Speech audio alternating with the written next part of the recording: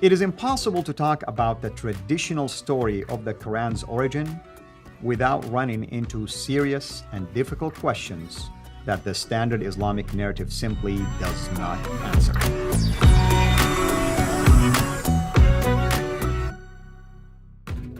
Last time we took a closer look at the standard Islamic narrative and specifically two Sahih Hadith by Bukhari concerning the two compilation of the Quran. Today we're going to continue with that and we will unpack it even at more in-depth and in more detailed approach. With me here, of course, to do all of this is Dr. Jay Smith. Dr. Jay, thank you as always for doing this. You've talked about this many times in your own channel. We've both talked about it in my own channel. We've done a number of video series when it came to the compilation of the Quran, the problems with that.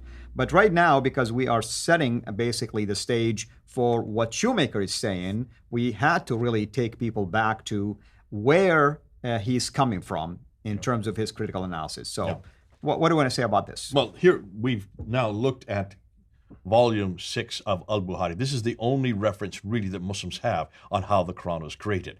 Everything that they believe are on these 2 pages. This is the second page of 2. We looked at 509 earlier. Now we're looking at 510 here. And we've unpacked what this says. Now, I have a number of questions. Before we get to Shoemaker, I have a number of questions. I have about 10 or 11 questions I want to go. Let's go to question number 1 and question number 2. The first question I have here. If this is so, of what we're seeing in Volume 6, Hadith number 509, if this is so that this new book, this new revelation by God was coming down to a man named Muhammad, who then had this for 22 years that he had this revelation coming to him. First of all, the first question I want to ask is, why would God have chosen as his final revelation, the greatest revelation, the one that supersedes all other revelation, use a language that cannot accommodate it? That's the first question I have it. In other words, when you look at all the earliest manuscripts that you've looked at, and you've seen the Sana, the Ma'il, the Topkapi, the Samarkand, the Petropolitanus, the Husseini, all of these manuscripts that we know, the 6 major manuscripts, which you're going to be talking about later in these episodes, look at them. They don't have any dots and vowels. That's true. Yeah. They don't have any vowelization. They have no dots. So you don't even know what you're reading. You can't read it, and you're an native Arab speaker. Certain words become problematic because it's open game now. You can really read it this way or that way. In fact, historically speaking, you look at tafsir, and some of the Islamic scholars in the field of tafsir or commentary struggled with how certain words were read. So why would God reveal his greatest revelation to a man whose only language could not even accommodate the text? At least wait 1 or 2 centuries so that the Arabic would have been sophisticated enough. Remember, Arabic was just being written down. It was just beginning. It was being taken out of Aramaic, and it still did not even have its vowelization. We didn't even know what the letters were. 5 letters had to yet be invented, and those really only were introduced and canonized around the 8th century. We're in the beginning of the 7th century. Why would God do this? He already had Hebrew. He had Greek. Why didn't he just use Hebrew and Greek, since he already did that with his earlier revelations? So that's the first problem. Yeah. Now, secondly, why did God choose a man who couldn't read and write?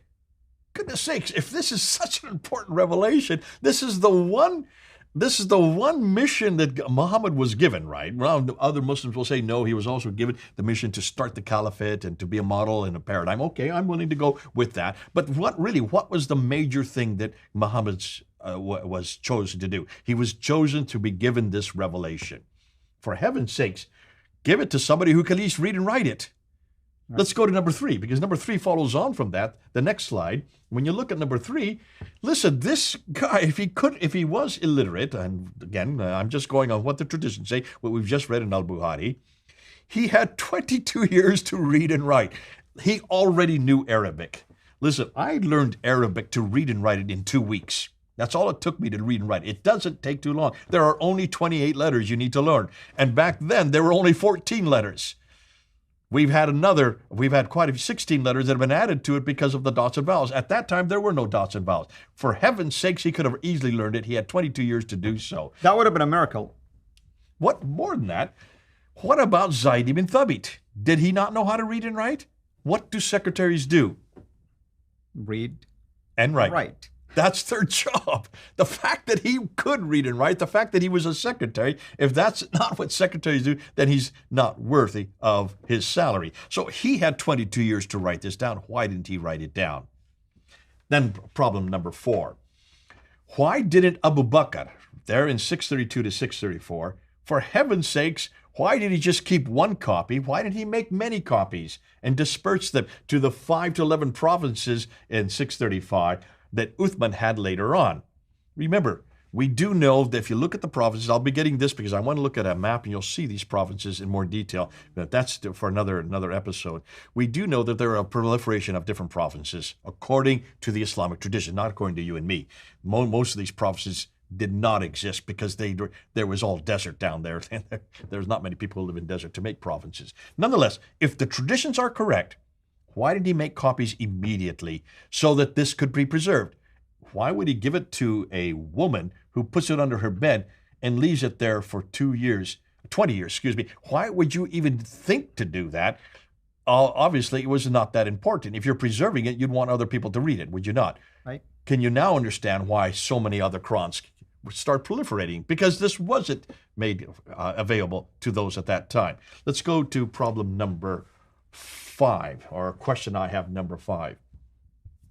Looking back at chapter 506, hadith number 509, with Abu Bakr's first compilation, Muslims say that thousands of Muslims died at the Battle of Yamama. That's why it had to be preserved. Which is not true. Which is not true. If you look at the traditions, read the traditions itself. 70 it says very clear, 70. 70. So the whole of the Quran was dependent on a handful of people. A handful of people. But the fact that so few people dying caused the crisis proves what we've been saying all along. Memorization doesn't work. And Omar, if this tradition is true, obviously, if you want to take it as face value, was in panic mode. He was in panic mode for very good reason. Listen, whenever you write or whenever you make an agreement with somebody, whenever you look and you ask, what are they? You buy a house or you buy a goods, and you know that these goods are something that is valuable. What do? You write a receipt or you write an invoice. Why do you write it down? To remember it. And also to keep you honest. That's right. And by the way, didn't a couple of his own scribe, Muhammad's scribe, Ibn Mas'ud and Ubay, write it down? We're going to get to that. That's something yet to come. Well, what I'm saying, I'm pointing to people that there are some that actually wrote it down. And by the way, let me ask you this question, Jay. Don't our Muslim friends tell us that the Quran is preserved in memory? Then how come they're dependent on a handful of people to memorize it for them? Or absolutely. And take it one step further, how do we know what they memorized unless it was written down? So it's a man-made. That's They're right. dependent on people. You would memorize it one way. I would memorize it another way. Someone else, hold on a minute. Now we have evidence, Jay. We're not going to talk about it right now. We have evidence from the manuscripts that that's the case. This is the kid. That's right. So obviously, this is a real problem in 632 to 634. I just want to stick with 632 to 634 yet. In the next episode, we'll go to 652. Let's just stick with that. So here's an enormous number of problems. You've got a revelation in a language that no one could really accommodate it yet. The Arabic was just not sophisticated enough. Either God was not smart, or he made a mistake, or he was in a hurry. You gave it to a man who couldn't even read or write. That's kind of not the best choice. You would want to give to somebody, since this is such an important revelation, that supposedly improves on the previous revelations and corrects the previous revelation. For heaven's sakes, give it to someone that could actually read and write it and put it down. He was given 22 years to do so. He didn't do that in 22 years. He had a secretary named Zayd ibn Thabit who was a secretary. For heaven's sake, give him the job to write it down. And then when it finally got written down, by the time of Abu Bakr wrote it down, which Zayd ibn Thabit didn't want to do to begin with, when he finally got him to write it down, he just gives it to one of the wives of Muhammad. She sticks it under bed and leaves it there for 20 years. Right. Copies were not made. Can you see? This is an enormous amount of problems. And then, of course, those that died, only 70 of them, if that caused such a crisis, you can see this is the reason why you cannot memorize something. Yep. Because you need to have it written down so you know what it is you're memorizing. And we want to, by the way, wrap it up right now. I don't mind us continuing after this, but here's another, dagger that I'm going to throw out there. It seemed like, again, if we take this standard Islamic narrative at face value, Uthman apparently did not trust the process that was done 20 years earlier. Otherwise, why would he compile again another committee to go and collect the Quran. He must have thought that there is part of the Quran that we're missing. Hold on a minute. We're getting to that. That's the next episode. Okay. So what I want to do now is get into even more damaging questions, because now, 20 years later, there's even more problems. But that's for the next episode. Absolutely. Thank you so much, everybody. I hope you're enjoying this discussion, because these are critical questions. That's what critical research is all about.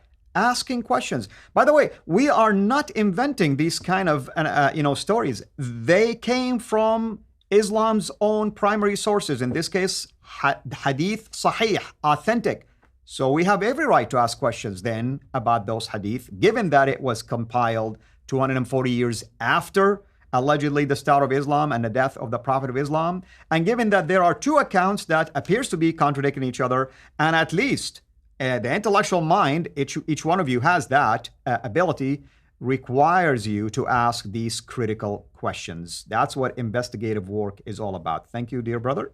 Thank you, everyone. Until next time, God bless. Thank you for watching this video. Be sure to like and subscribe to our channel, Sira International, and click on the bell so that you receive notifications whenever we publish a new video or go live. I would also like to appeal to you to consider becoming a Patreon patron by clicking the link right below. By doing so, you can give towards the production of these videos. There are also other options for you where you can give to our channel. I thank you from the bottom of my heart.